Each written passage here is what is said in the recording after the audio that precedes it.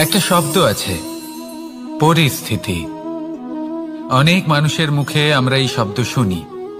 জীবনে যখন অসফল হই, দুঃখ আসে, সংকট আসে, কোনো বিপদ ঘনিয়ে আসে, তখন সমস্ত দোষ আমরা পরিস্থিতির ওপর চাপিয়ে দিই। আর দেখতে গেলে কোথাও না কোথাও ঠিকই করি। এই পরিস্থিতি প্রত্যেক দিনের মতো পাল্টাতে থাকে, কিন্তু এই দিন, এই রাত, এমন কেউ আছেন যিনি এর ওপরেও নিয়ন্ত্রণ সাধন করেন, আর তিনি হলেন সূর্য। ঠিক সেই রকমই আমাদের জীবনেও সূর্য হলো এই মন।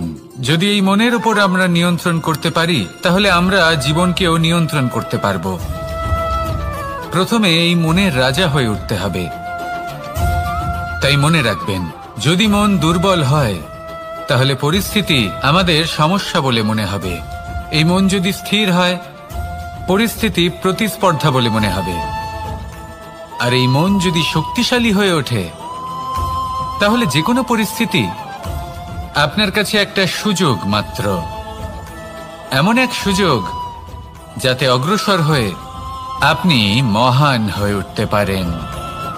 এই মনের শক্তির বৃদ্ধি ঘটান, মহান হয়ে উঠুন, আর আমার সাথে ভালোবেসে বলুন, রাধা রাধা। খুব সুন্দর একটা কাহিনী আছে। একবার এক ব্যক্তি নিজের অসফলতার জন্য ত্রস্ত হয়ে সময় দেবতার তপস্যা করতে বসলেন। উনি তপস্যা করলেন এবং সময় দেবতা প্রসন্ন হলেন। মানুষের রূপ ধারণ করে ওনার সামনে প্রকট হলেন। এবার সেই ব্যক্তি ওনাকে জিজ্ঞেস করলেন যে কি এমন আছে যার জন্য আপনি বারবার জয়ী হন আর আমি চিরকাল পরাজিত হয়ে থাকি? কেন এত পরিশ্রম করা সত্ত্বেও আমি সাফল্য লাভ করতে পারি না? তখন সময় দেবতা উত্তর দিলেন যে দিন হোক বা রাত, ঝড় হোক বা ভূমিকম্প, রোদ হোক বা বৃষ্টি হোক, সময়ের সূত্রপাত হোক বা প্রলয়, আমি থামি না, আমি চলতেই থাকি। আর সেই জন্য যিনি থেমে যান তিনি পরাজিত হন আর আমি জয়ী হই। এটাই আমাদের শিখতে হবে। জীবনে সবসময় চলতে থাকুন, কখনো থামবেন না। হ্যাঁ, কিছুক্ষণের জন্য বিরতি নিতে পারেন, বিশ্রাম করার জন্য, নিজেকে আরো সশক্ত করে তোলার জন্য, কিন্তু থেমে যাবেন না। নিরন্তর কর্ম করতে থাকুন, পরিশ্রম করতে থাকুন, তবেই এই সংসার আপনাকে মনে রাখবে। আসুন আমার সাথে ভালোবেসে বলুন, রাধা রাধা। আমাদের জীবনে গুরুজনেরা, জ্ঞানী মানুষজন সবসময় একটা কথা বলেন, ধৈর্য ধরো। শুধুমাত্র দুটো শব্দ, কিন্তু কতটা বিশাল সেটা বোঝার চেষ্টা করুন। ছোট একটা অস্ত্র হাতে নিন এবং একটা বিশাল পর্বতে নিরন্তর প্রহার করতে থাকুন। ধৈর্য ধরে সেই কাজ করতে থাকুন। এমন একদিন আসবে, এই বিশাল পর্বতে আপনি একটা পথ তৈরি করবেন। কোনো ধনুর্ধর যখন নিজের বিদ্যা অর্জন করেন, তখন তাকেও ধৈর্য ধরতে হয়, তার নিজেকে সময় দিতে হয়, তবেই সে ধনুর্বিদ্যা শিখতে পারে। সেইভাবে আমাদের জীবনেও ধৈর্য ধরার খুব প্রয়োজন। পরিবারে ধৈর্য রাখতে পারলে তাহলে আস্তে আস্তে দেখবেন প্রেম বৃদ্ধি পাচ্ছে। সমাজে যদি ধৈর্য রাখতে পারেন, তাহলে আস্তে আস্তে এই সমাজ আপনাকে সম্মান করবে। যদি নিজের জীবনে ধৈর্য রাখতে পারেন, তাহলে নিজে থেকেই আত্মবিশ্বাস বাড়বে, নিজের বিকাশ হবে। জীবনে সবই সম্ভব যদি ধৈর্য রাখতে পারেন। হয়তো আস্তে আস্তে হবে, কিন্তু হবে অবশ্যই। শুধু ধৈর্য রাখুন, কারণ ধৈর্যই সব থেকে বড় পুঁজি। আসুন আর আমার সাথে ভালোবেসে বলুন, রাধা রাধা। আমাদের জীবনে যখনই আমরা কোনো বড় দায়িত্বের সম্মুখীন হই, তখন আমরা তার থেকে দূরে পালাই আর এই অজুহাত দিই যে না না, এত বেশি ভার বহন করার যোগ্যতা আমার নেই, আমি করতেই পারবো না। দেখুন, এই সংসারে ভিন্ন ভিন্ন ধরনের গাছ আছে, ছোট গাছ, বড় গাছ, কিন্তু বটগাছের মতো বড় এবং নিবিড় গাছ আর একটাও নেই। সে নিঃস্বার্থভাবে এই সংসারকে সেবা করে যায়, ছায়া প্রদান করে, শীতলতা প্রদান করে। আর যখন এমন সময় আসে যখন তার ওপর বোঝা অত্যন্ত বেড়ে যায়, সে কিন্তু কোনোভাবেই ভেঙে পড়ে না। তখন সে নিজের নিঃস্বার্থ কর্মের ফল লাভ করে, সেই নিঃস্বার্থ কর্ম যা সে করেছে। তার দেহ থেকে ছোট ছোট ঝুড়ি বার হয় এবং তা কাণ্ডের আকার ধারণ করে। সেই কাণ্ড মাটির কাছে পৌঁছয় এবং তারপর তা বটগাছের সহায়ক হয়ে ওঠে। সে ভেঙে পড়ে যায় না। এইভাবে আপনিও জীবনে নিঃস্বার্থভাবে সবার সেবা করুন, ভালোবাসুন, সবাইকে সাহায্য করুন। যেদিন আপনার ওপর বোঝা অত্যন্ত বেড়ে যাবে, সেদিন এই সব মানুষ আপনাকে সাহায্য করার জন্য আসবেন, আপনার শক্তি হয়ে উঠবেন, আর আপনি বটগাছের মতোই মহান এবং বিশাল হয়ে উঠবেন। আসুন আর আমার সাথে ভালোবেসে বলুন, রাধা রাধা। মানুষ তার জীবনে দুই ধরনের পরিস্থিতিকে খুব ভয় পায়। এক, কোনো কারণবশত কারোর সামনে নত হওয়া। দুই, কোনো কারণে নিজের চরিত্র থেকে, নিজের মূল্যবোধ থেকে বিচ্যুত হওয়া। এবার কেন হয় এরকম যে কথায় কথায় কারোর সামনে নত হতে হয়? কেন বারংবার নিজের চরিত্র থেকে চ্যুত হতে হয়? এরকম কেন হয়? এটা তখনই হয় যখন আমাদের শিক্ষা এবং মূল্যবোধের অভাব থাকে। যদি মানুষের মধ্যে প্রকৃত শিক্ষা থাকে, তাহলে এই সংসারে কোনো সময় এবং কারোর সামনেই নত হওয়ার কোনো প্রয়োজন নেই। যদি মানুষের মধ্যে মূল্যবোধ থাকে, তাহলে তাকে নিজের মূল্যবোধ বা চরিত্র থেকে বিচ্যুত হতে হয় না, তা সে যাই হয়ে যাক না কেন। কোনো বালককে যদি জন্ম থেকেই সুশিক্ষার অধিকারী করা হয়, শিক্ষিত করা হয়, মূল্যবোধের অধিকারী করা হয়, তবে সে এই সংসারে এমন কর্ম করবে যাতে সে নিজেকে, নিজের পরিবারকে, সমগ্র সমাজকে গর্বিত করতে পারে। শিক্ষা লাভ করুন, মূল্যবোধ লাভ করুন এবং আমার সাথে ভালোবেসে বলুন, রাধা রাধা। আমাদের সকলের জীবনে একটা লক্ষ্য থাকে যেটা আমরা লাভ করতে চাই। ঠিক যেন একটা প্রতিস্পর্ধা বিদ্যমান যে কে সব থেকে আগে নিজের লক্ষ্যে পৌঁছতে পারবে। আর সেই জন্য আমরা সকলেই খুব তাড়াতাড়ি এগোতে চেষ্টা করি, বড় এবং দীর্ঘ পদক্ষেপ ফেলি, যাতে তাড়াতাড়ি নিজের লক্ষ্যে পৌঁছতে পারি। কিন্তু এক অত্যন্ত গুরুত্বপূর্ণ বিষয় আছে। সবসময় লক্ষ্য সামনে থাকবে না, কখনো কখনো তা খুঁজতে হয়। এই যাত্রা খুব কঠিন হতে পারে, আর ঠিক এই কারণেই সবসময় দ্রুত গতিতে চলা বা তাড়াতাড়ি পথে চলা সেটা আবশ্যক নয়। তার থেকেও বেশি গুরুত্বপূর্ণ হলো ভেবেচিন্তে তারপর পথ চলা। যদি ভেবেচিন্তে পদক্ষেপ ফেলেন, চলতে পারেন, তাহলে সেটাই সর্বশ্রেষ্ঠ পদক্ষেপ। কখন কোন দিকে যেতে হবে, কখন কোথায় দিক পাল্টানো যাবে না, কখন গতি বেশি রাখতে হবে, কখন কম, কখন থামবো, কখন চলবো, এই সব কিছুর বিষয়ে জ্ঞান অত্যন্ত গুরুত্বপূর্ণ এবং ভেবে চিন্তে চলতেই হবে। সেই জন্য শুধু তীব্র গতিতে সামনে এগোলে চলবে না, ভাবনা চিন্তা করে এগোতে হবে। আসুন আমার সাথে ভালোবেসে বলুন, রাধা রাধা। কখনো কোনো প্রজাপতিকে উড়তে দেখেছেন? কি সুন্দর উড়ে বেড়ায় সে, এক ফুল থেকে অন্য ফুলে, এক পাতা থেকে অন্য পাতার ওপর। কিন্তু সে কিভাবে উড়তে শেখে কখনো ভেবেছেন? জন্ম থেকেই কিন্তু প্রজাপতির ডানা থাকে না, ও কিন্তু ছোট্ট একটা ডিমের আকারে জন্ম লাভ করে। তারপর সেই ডিমটি ভেঙে একটি কীট বাইরে আসে। আস্তে আস্তে সে বড় হয়, ওর শক্তি বৃদ্ধি পায়। তারপর সে সেই কীট দশা ত্যাগ করে নিজের ডানাগুলি মেলে। এই প্রক্রিয়া তার কাছে সরল নয়, অত্যন্ত যন্ত্রণাদায়ক প্রক্রিয়া, কিন্তু সে সেই যন্ত্রণা মেনে নেয়। আর তারপর আস্তে আস্তে সে উড়তে শেখে।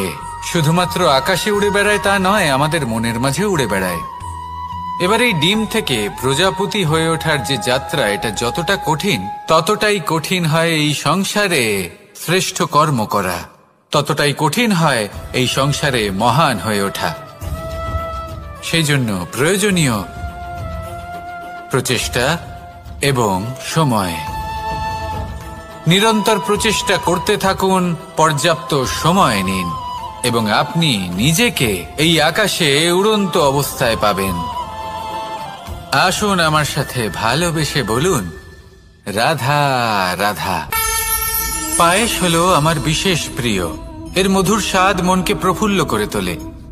ছোটবেলায় মা আমার জন্য পায়েস বানাতেন এবং আমাকে বলতেন যে গরম থাকতে থাকতে খেয়ে নে কানাই, ঠান্ডা হয়ে গেলে ভালো লাগবে না।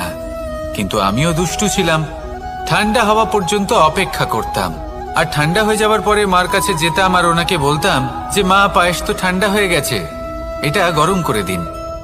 তখন মা হাসতেন আর বলতেন যে পায়েস না হয় আমি আবার গরম করে দেব কানাই, কিন্তু এর মধুর স্বাদ, সেই মিষ্টত্ব, সেই সুবাস, সেটা আবার ফিরে আসবে না।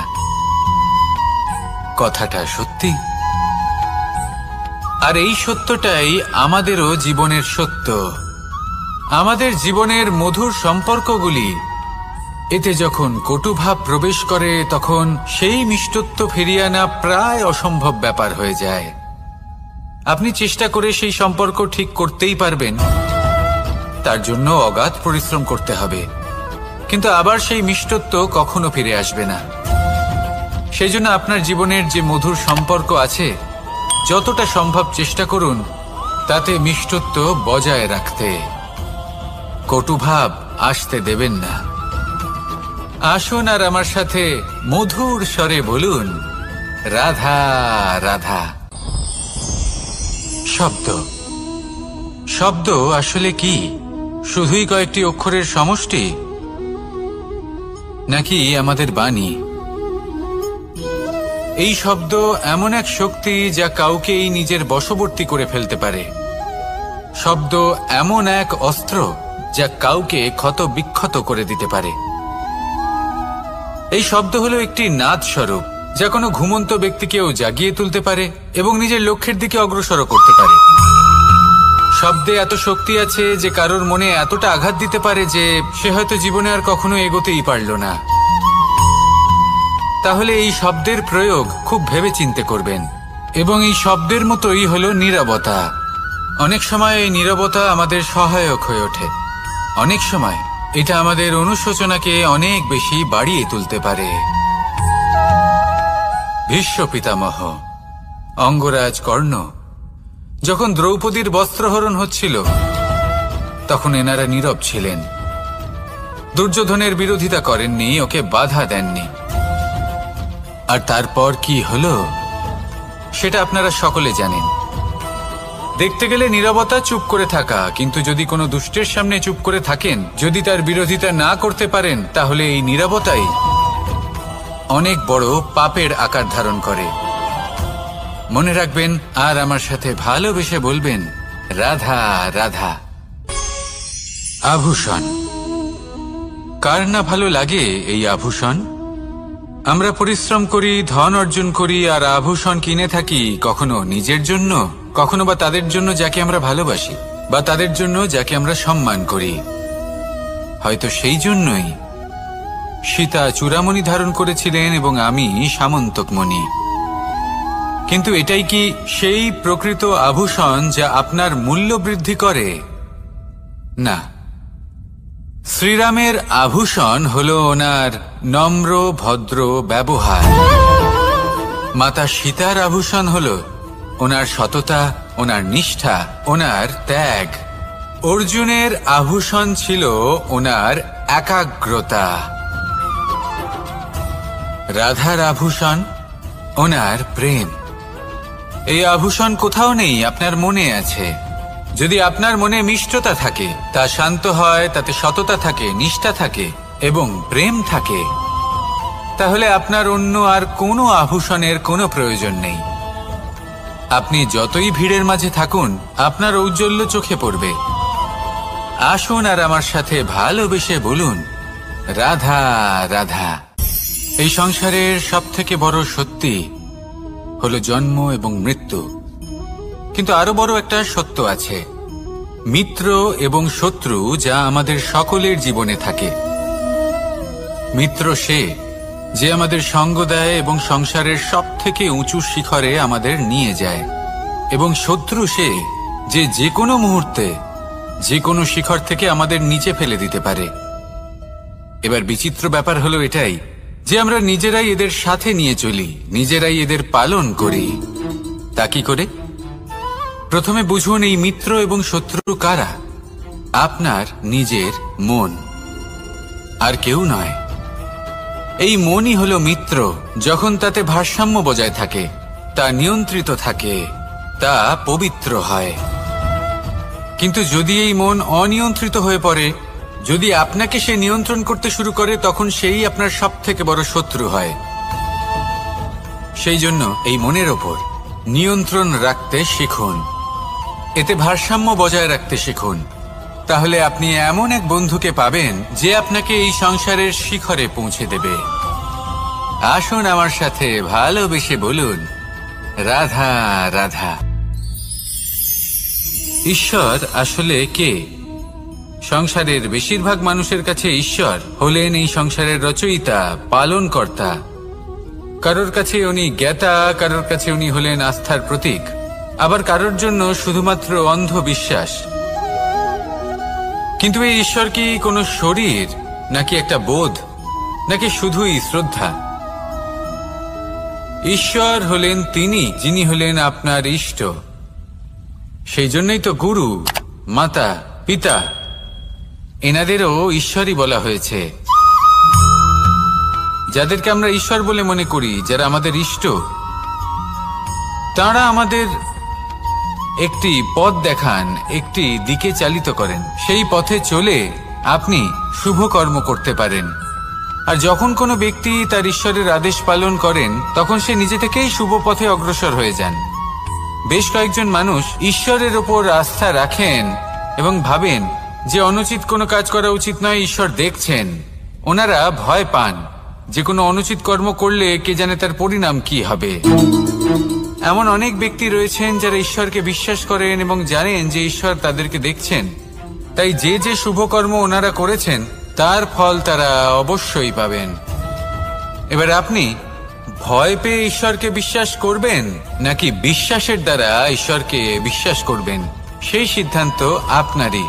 কিন্তু হ্যাঁ, যদি আপনার মনে ঈশ্বরের জন্য কোনো স্থান থাকে, যদি আপনার কোনো ইষ্ট থাকেন, যদি আপনি কাউকে ঈশ্বর মনে করেন, যার প্রত্যেক আদেশ আপনি পালন করে থাকেন, তাহলে বলি, ঈশ্বর কখনো আপনাকে অনুচিত পথে চালিত করবেন না। আসুন আমার সাথে ভালোবেসে বলুন, রাধা রাধা।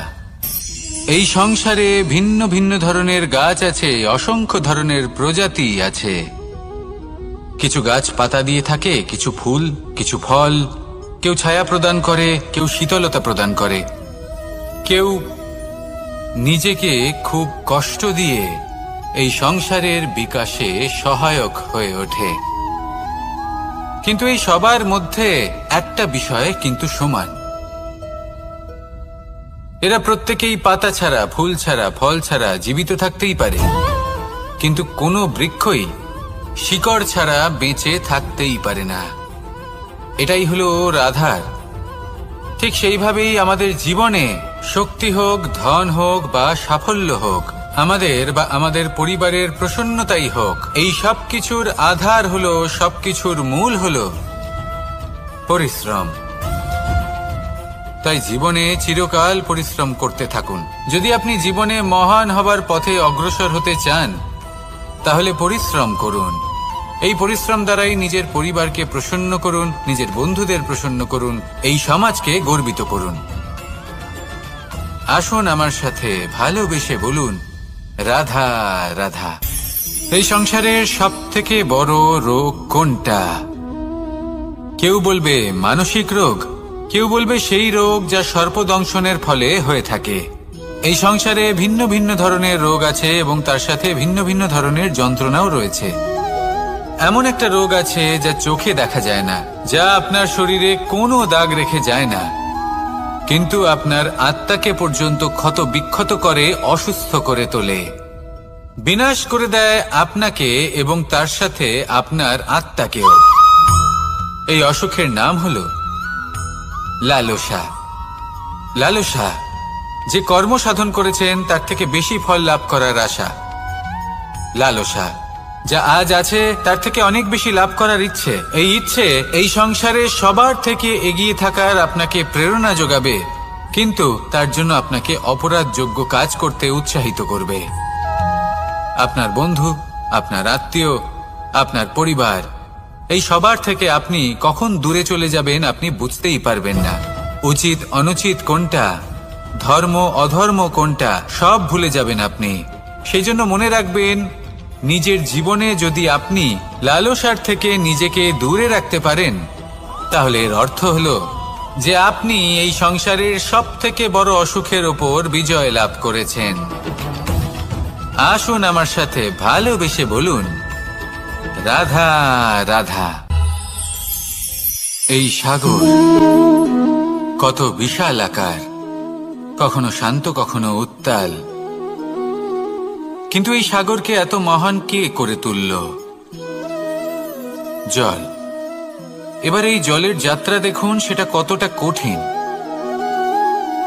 এই জল সাগরে থাকে, সূর্য ওকে এতটা উত্তপ্ত করে তোলে যে এই জল নিজের অস্তিত্ব হারিয়ে ফেলে এবং বাষ্পে পরিণত হয়ে হাওয়ায় মিলিয়ে যায়। তারপরে আকাশে যায় আর নিজের অস্তিত্ব আবার হারিয়ে ফেলে, মেঘে পরিণত হয়। তারপর এই মেঘ কোথাও গিয়ে কোনো পর্বতে ধাক্কা খায়, তারপর আবার এই জল নিজের অস্তিত্ব হারায়। তারপরে বর্ষার রূপ ধারণ করে তা বর্ষিত হয়, বা কোনো পর্বতের চূড়ায় তার শিখরে বরফের রূপ ধারণ করে। তারপরে এই বর্ষা মাটির দিকে নিজের যাত্রা শুরু করে। এবার মাটিতে ঝরে পড়া এই বর্ষা স্রোতের আকার ধারণ করে এবং আস্তে আস্তে বইতে থাকে। এই নদীর আকার ধারণ করে এবং নদী রূপে বইতে বইতে পাথরে ধাক্কা খায় বা কোনো পর্বতে ধাক্কা খায়, আর তারপর এই নদী এসে সাগরে সমাহিত হয়ে যায়। নদীর এই জল আবারও নিজের অস্তিত্ব হারিয়ে ফেলে, কিন্তু এইবার সেই জল নিজেই সাগরে পরিণত হয়। এটা আমাদের সকলের জন্য একটা শিক্ষা যে এই সংসারে জীবন এবং সময়ের হলো এক অনন্ত যাত্রা। এই সংসারে যা কিছু আছে তার সূত্রপাত কোথাও একটা হবেই। সেই জন্য মৃত্যু এবং সমাপ্তির চিন্তা ত্যাগ করে দিন, আর যে সূত্রপাত আপনি লাভ করছেন তার আনন্দ উপভোগ করুন। ভেবে দেখুন আপনি কিভাবে শ্রেষ্ঠ কর্ম করতে পারেন যাতে এই সংসার এবং এই সমাজ, এই দুইয়ের মঙ্গল সম্ভব। আসুন আমার সাথে ভালোবেসে বলুন, রাধা রাধা। লোভ আপনার অন্তরের আরো একটা শত্রু। দেখতে গেলে এটা একটা শব্দ, একটা সংস্কৃত শব্দ, লব ধাতু থেকে উৎপন্ন হয়েছে। এর অর্থ কিছু লাভ করা। কিছু লাভ করা অনুচিত নয়, আরো কিছু লাভ করাও অনুচিত নয়, কিন্তু সব থেকে বেশি আমি লাভ করব, আমি আরো চাই, আরো বেশি চাই, আরো বেশি পেতে চাই, এটাই হলো লোভ। আর এই লোভ যখন গ্রাস করে তখন আপনি যা পেতে চান, সে ধনই হোক বা মানই হোক, তা অর্জন করার জন্য মানুষ যে কোনো স্তরে পৌঁছে যেতে পারে। যদি মানুষ ধন অর্জন করতে চান তাহলে তার জন্য তারা অধর্মের পথেও চলতে পারেন। যদি সম্মান অর্জন করতে চান তাহলে অন্য মানুষকে ছোটও করতে পারেন। শেষ পর্যন্ত আপনার এটা মনে হতে পারে যে যদি একটু অল্পই প্রাপ্ত করতাম কিন্তু ভালোবেসে প্রাপ্ত করতাম, এই জীবন আরো অনেক বেশি সুখী হতো। লোভ আপনার জীবনে, আপনার মনে কখন যে প্রবেশ করবে সেটা আপনি জানতেও পারবেন না।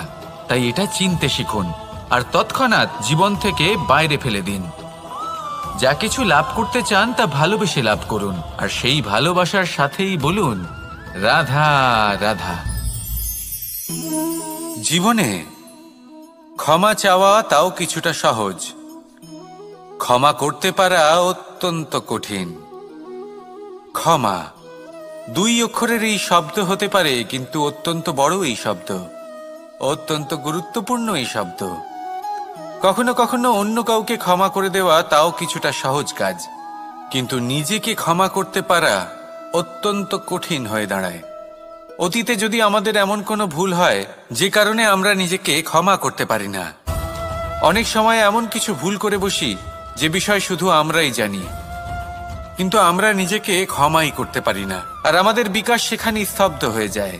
কারণ যদি আপনি ক্ষমা করতে না শেখেন, নিজেকে ক্ষমা যদি না করতে পারেন, তাহলে তা আপনার জীবনের সব থেকে বড় বাধা হয়ে দাঁড়াবে। সেই জন্য জীবনে অবশ্যই শিখুন যে কিভাবে নিজেকে ক্ষমা করতে হয়, আর শিখুন যে আগের করা ভুল আবার কি করে না করা যেতে পারে। এই মন হালকা হবে আর প্রসন্ন হয়ে বলবে, রাধা রাধা। এই সংসারে যখনই কোনো সমস্যা আসে তখন আমরা আমাদের সব থেকে বড় সম্বলের কাছে আশ্রয় খুঁজি, তা হলো আমাদের বিশ্বাস। এবার প্রশ্ন হলো এটাই যে এই বিশ্বাস কার উপর করা যেতে পারে? পরিবারের ওপর, বন্ধুর ওপর, নাকি তাদের ওপর বিশ্বাস করা উচিত যাদেরকে আমরা কখনো সঙ্গ দিয়েছি? দেখুন, এই সংসারে বিপদের সম্মুখীন হলে কে আপনাকে সাহায্য করবে সেটা নির্বাচন করা আপনার হাতে নেই। সেটা সেই সকল ব্যক্তির উপর নির্ভরশীল যে তারা আপনাকে সাহায্য করবে নাকি করবে না। অর্থাৎ যখনই কোনো বিপদ আসে সর্বপ্রথম তার সম্মুখীন আমাদের নিজেকেই হতে হয়, আর তার জন্য প্রস্তুত থাকা প্রয়োজনীয়। সেই শক্তি, সেই সাহস অর্জন করা প্রয়োজনীয়। দেখুন, যখনই অন্ধকার আসে তখন সবার আগে কে আপনাকে ত্যাগ করে চলে যায়? আপনার নিজেরই ছায়া। এই অন্ধকারের সম্মুখীন হতে হয় অন্তরের প্রদীপের দ্বারা, অন্তরের আত্মা দ্বারা। তবেই আপনি অন্ধকারের ওপর জয়লাভ করতে পারবেন। সেই জন্য যে বিপদই আসুক না কেন নিজেকে তার জন্য প্রস্তুত রাখা উচিত। সেই সাহস নিয়ে আসুন। এমন কোনো বিপদ নেই যা আপনাকে ভেঙে দিতে পারে। আসুন আমার সাথে ভালোবেসে বলুন, রাধা রাধা। মানুষ সবসময় চায় যে তার জীবনে যেন কখনো কোনো সমস্যাই না আসে। সে চায় তার জীবন যেন শুধুমাত্র শান্তি এবং সুখের দ্বারা পূর্ণ থাকে। কিন্তু এই চাহিদা অনুচিত কিছু নয়। আমরা সবাই এটাই চাই যে জীবনে সুখ থাক, শান্তি থাক। কিন্তু এই কথা সবসময় মনে রাখবেন, যে সূর্য উদিত হন সংসারকে প্রকাশমান করেন, দুপুরবেলায় সংসারকে রৌদ্র প্রদান করেন, সন্ধেবেলায় তাকেও অস্ত যেতে হয়। এবার আমাদের জীবন চক্র কিছুটা এরকমই। কোনো কিছুই চিরকাল একরকম থাকে না। কখনো এই নদীকে দেখুন যা বয়ে চলেছে। এই নদী যা বয়ে চলেছে তার পথেও অনেক বিপদ আসে। বড় বড় পাথরের সম্মুখীন হয়ে তাকেও সামনে এগিয়ে যেতে হয়। একটি পুকুর যা চারদিক থেকে ঘেরা, তার জীবনে কিন্তু কোনো সমস্যা নেই। কিন্তু এই সংসারে পুকুরের পুজো করা হয় না, পুজো করা হয় নদীকে। মনে রাখবেন, সমস্যার ঊর্ধ্বে তিনি উঠতে পারেন যিনি সমাধি লাভ করেছেন, যিনি এই সংসারেই নেই। যিনি এই সংসারে আছেন এবং জীবিত আছেন, তার জীবনের সমস্যা হলো শ্বাসবায়ুর মতোই গুরুত্বপূর্ণ। আসুন আমার সাথে ভালোবেসে বলুন, রাধা রাধা। আজ আমি আপনাকে একটা ছোট্ট কাহিনী শোনাবো। একবার আমি, রাধা আর দাদা আমরা তিনজনে মিলে লুকিয়ে একটা উপবনে গেলাম আম পেড়ে খেতে। অনেক পরিশ্রম করে আমরা ওখানে পৌঁছলাম আর আমরা আশ্চর্যচকিত হয়ে গেলাম এটা দেখে যে এবার তো আম পাকেইনি। এবার দাদা কি করলেন, একটা আম পাড়লেন আর সেটা চাখলেন, আর উনি নিরাশ হয়ে পড়লেন। উনি বললেন যে এটা তো খুবই টক। তারপর রাধা একটা আম পাড়লো আর সেটা চেখে দেখলো, আর রাধা উৎসাহিত হয়ে পড়ল। আমি রাধাকে জিজ্ঞেস করলাম, কি হয়েছে, তুমি এত উৎসাহিত কেন? তখন রাধা বলল যে এবার এত বেশি টক আম হয়েছে যে এগুলো দিয়ে আমরা আচার বানাবো। তাহলে দাদা ওখান থেকে বেরিয়ে গেলেন নিরাশ হয়ে এবং খালি হাতে।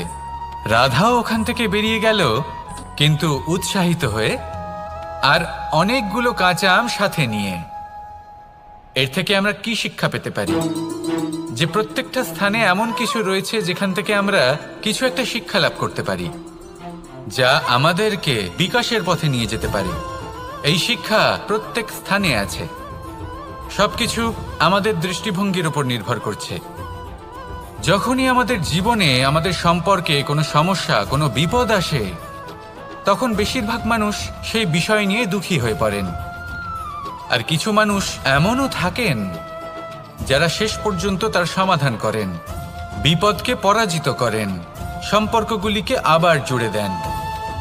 যদি আপনি সুখের খোঁজ করেন তাহলে আপনি সুখ অবশ্যই পাবেন, প্রসন্নতা অবশ্যই পাবেন। যদি আপনি দুঃখ খোঁজেন তাহলে দুঃখ অবশ্যই পাবেন।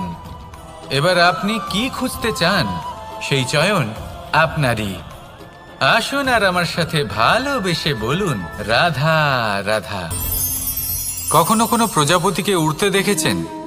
কি সুন্দর উড়ে বেড়ায় সে, এক ফুল থেকে অন্য ফুলে, এক পাতা থেকে অন্য পাতার ওপর।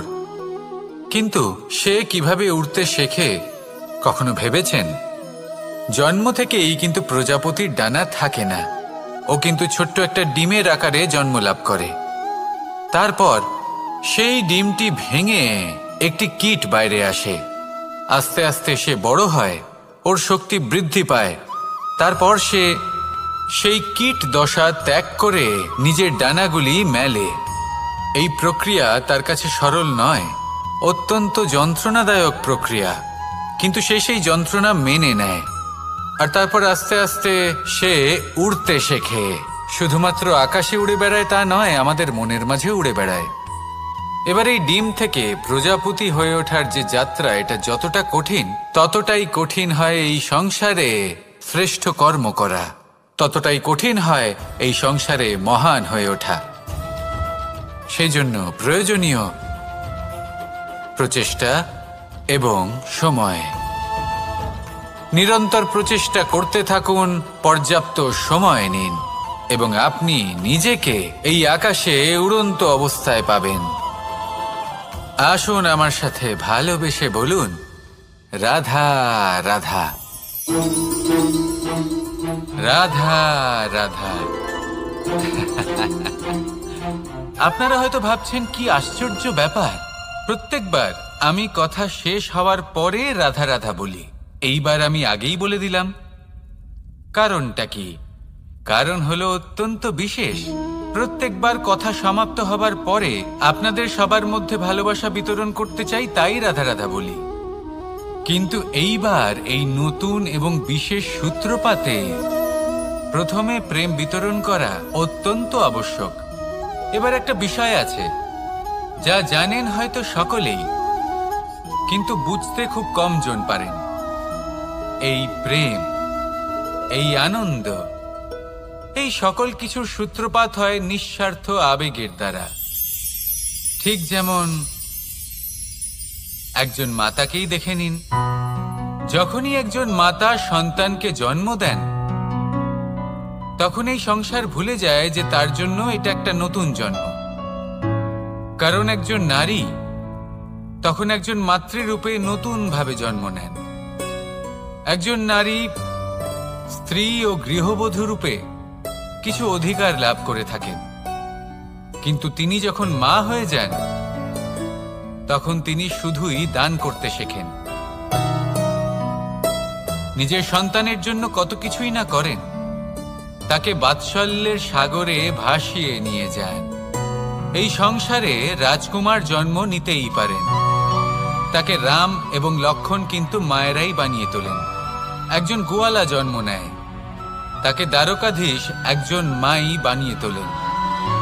পিতা হলেন সেই পর্বত যার একটা অংশ হলো তার সন্তান, কিন্তু মা হলেন সেই শিল্পী যিনি একটা পাথরকে খোদাই করে এমন এক মূর্তি গড়ে তোলেন যাকে সকলে পূজনীয় মনে করেন। তাহলে স্মরণ করুন সেই সকল মুহূর্ত যেগুলি আপনি নিজের মাতার সাথে অতিবাহিত করেছেন। অনুভব করতে পারবেন যে কিভাবে এক মুহূর্তেই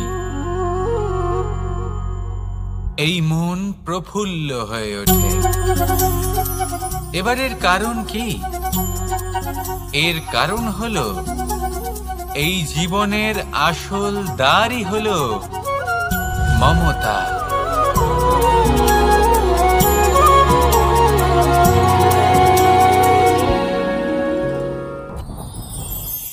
যত শক্তিশালী এই মন, তত শক্তিশালী এই শরীরও। এই যে আমাদের শরীর, এটা আসলে কি? এ হলো একটা রথের মতো। আর একটা রথ ততক্ষণ চলতে পারবে না যতক্ষণ না তাকে কোনো সারথি চালাবে। এই মন হলো শরীরের সারথি। এবার ভাবুন, যদি এই সারথি শক্তিহীন হয়, দুর্বল হয়, তাহলে এই রথের কি হবে? এটা উচিত পথে চলতে পারবে না, উচিত গতিতে চলতে পারবে না, মন মতো স্থানে এটা পৌঁছতেও পারবে না। সেই জন্য মনের শক্তি অত্যন্ত প্রয়োজনীয়। এবার মনের শক্তি আমরা কোথা থেকে লাভ করি? দৃঢ়তার শক্তি থেকে। এবার এই শক্তি আমরা কিভাবে বাড়াতে পারি? আমরা প্রতিদিন কিছু নতুন স্থির করি, কিছু ছোট কিছু বড়। আর যেই আমরা নতুন কিছু পূর্ণ করি, আমাদের মনের শক্তি বেড়ে যায়। আর যদি পূর্ণ না করতে পারি, মনের শক্তি কমে যায়। একটা দেওয়ালের মতো ছোট ছোট ছোট ছোট শিলা আমরা একটার পর একটা স্থাপন করে একটা দেওয়াল তৈরি করি। এতগুলো পাথর যখন একত্রিত হয়ে যায়, তখন এমন এক দেওয়াল তৈরি হয় যাকে ভাঙা প্রায় অসম্ভব হয়ে দাঁড়ায়। সেরকমই হয় মন এবং দৃঢ়তা। ছোট ছোট কাজ করে নিজের লক্ষ্য পূর্ণ করুন। এই লক্ষ্য যদি পূর্ণ হয়, তবে মনের শক্তি বাড়বে। কিছুটা এইভাবে যে যত বড়ই বিপদ আসুক না কেন, সেই বিপদ নিজে হার মেনে নেবে, কিন্তু আপনার মন ততটাই শক্তিশালী থাকবে। তাই মনের শক্তি বাড়াতে থাকুন, যাতে আপনি উচিত পথে চলতে পারেন, উচিত গতিতে চলেন আর মনোবাঞ্ছিত স্থানে পৌঁছতে পারেন। তবেই এই মন প্রসন্ন হয়ে বলবে, রাধা রাধা। আমি রাধাকে ভালোবাসি, আর এই কথাটা সমগ্র সংসার জানে। আর সময় অন্তরে লীলার দ্বারা, বিভিন্ন ঘটনা দ্বারা, কর্মের দ্বারা আমি নিজের এই ভালোবাসা রাধার সামনে প্রকাশ করি। এবার আপনি বলবেন, এসবের কি প্রয়োজন? রাধা কি এই কথা জানে না যে কৃষ্ণ তাকে কতটা ভালোবাসে? অবশ্যই জানে, কিন্তু এই যে ভালোবাসা, তা মনে রেখে দেওয়ার জন্য নয়, তা প্রকাশ করার জন্য। আর বারংবার এই ভালোবাসাকে প্রকাশ করা উচিত, উচিত সময় এবং উচিত সুযোগ দেখে। কিরকম? এবার যদি আপনি প্রেমীর সাথে কোনো উৎসবে থাকেন, তাহলে তার সাথে নৃত্য সঙ্গীত করুন। যদি ভিড়ের মাঝে থাকেন, তখন প্রেমীকে সম্মান করুন, একান্তে প্রসাধন করুন। দুঃখের সময় তার হাত ধরে থাকুন, সুখের সময় আলিঙ্গন করে রাখুন। এই প্রেম যত প্রকাশ করবেন, ততই এই প্রেমের বৃদ্ধি হবে। এই প্রেম আরো বেশি গভীর হবে, অটুট হবে। তাই এই প্রেমকে মনে নয়, আপনার জীবনে স্থান দিন। মন খুলে প্রকাশ করুন আর আমার সাথে ভালোবেসে বলুন, রাধা রাধা। মুঠো হাতের শক্তি বেশি, মুঠো খুললেই তা দুর্বল। তা এমন কি থাকা উচিত এই বন্ধ মুঠোয় যা লাখের সমান? মানসিকতা এবং স্বপ্ন। মানুষ জন্মগ্রহণ করে, তার মানসিকতা সময়ের সাথে উন্নত হয়। মানসিকতা অনুযায়ী সে স্বপ্ন দেখে, আর সেই স্বপ্ন সার্থক করতে সে পরিশ্রম করতে থাকে। কিন্তু খুব গুরুত্বপূর্ণ একটা কথা আছে যা আপনার মনে রাখা উচিত। আপনার এই মানসিকতা, আপনার এই স্বপ্ন, তা যেন আপনার নিয়ন্ত্রণে থাকে। আপনার বন্ধ মুঠোয় যেন এর লাগাম থাকে, আপনি যেন এর প্রভু হন। যদি তা হয়, তবেই আপনি লাভবান হবেন। যদি এরা আপনাকে নিয়ন্ত্রণ করতে থাকে, যদি আপনার মুঠো খুলে যায়, না পথ আপনার নিয়ন্ত্রণে থাকবে, না মানসিকতা থাকবে, না স্বপ্ন নিয়ন্ত্রণে থাকবে। আর যদি তাই হয়, তাহলে আপনি আপনার ভবিষ্যৎ নষ্ট করে ফেলবেন। তাই নিয়ন্ত্রণ করতে শিখুন নিজের বিচার বুদ্ধি, নিজের মানসিকতা, নিজের স্বপ্নকে। নিজের এই স্বপ্ন পূরণ করুন আর আমার সাথে ভালোবেসে বলুন, রাধা রাধা। আমার কাছে যশোদা মা যেমন, আমার কাছে দেবকী মা যেমন, আমার কাছে ঠিক তেমনই হলেন গোমাতা। এবার ভেবে দেখার বিষয় হলো এটা, যে এই সংসারে অসংখ্য প্রাণী আছে। একজন গাইকে একজন মায়ের মর্যাদা কেন দেওয়া হয়? তাহলে এর অনেকগুলো কারণ আছে। এই গাই অর্থাৎ গোমাতা, এনারা হলেন অত্যন্ত শান্ত, শান্তি প্রিয়, কখনো কারোর কোনো ক্ষতি করতেই পারেন না। গোমাতা যে দুধ নিজের বাছুরকে পান করান, সেই দুধই আমাদেরও দেন। সেই দুধ পান করে আমরা শক্তি লাভ করি। এই দুধ থেকে আমরা মাখন, ঘি, পায়েস, এইসব সুস্বাদু খাবার লাভ করি। গোমাতার গোবর আমাদের জ্বালানি হিসেবে সাহায্য করে, যার ফলে খুব কম সংখ্যক কাঠ ব্যবহার করা যায় এবং বেশিরভাগ জঙ্গল সুরক্ষিত থাকে। গোমাতার গোমূত্র, সেটাও আমাদের কাছে লাভজনক। এর দ্বারা আমরা অনেক রোগ থেকে মুক্তি লাভ করতে পারি। গোমাতা যখন একটি বাছুরকে জন্ম দেন, তখন সেই বড় হয়ে আমাদের ক্ষেত কর্ষণ করে। সেই জন্য গাইকেও জীবনে মায়ের মর্যাদা দেবেন। যতটা সম্ভব তাকে সেবা করুন এবং ভালোবেসে তাকে পালন করুন। এই মন নিজে থেকেই প্রসন্ন হয়ে বলবে, রাধা রাধা।